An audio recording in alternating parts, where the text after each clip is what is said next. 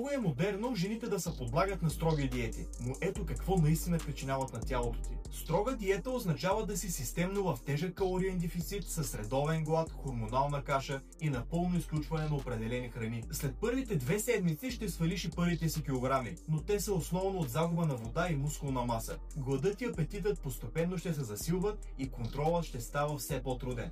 След 1 месец започват метаболитните нарушения. Щитовидната жлеза намалява производството на Т3, което забавя метаболизма.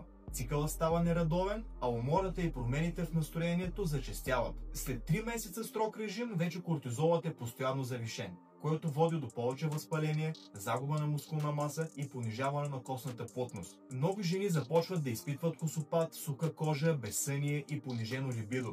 А след 6 месеца има сериозен риск от спиране на менструалния цикъл, инсулинова резистентност, щитовидни дисфункции и повишен риск от остеопороза, а метаболитните процеси се забавят значително. Строгите диети съсипват хормоналната система на жените и никога ослабването не трябва да е на всяка цена.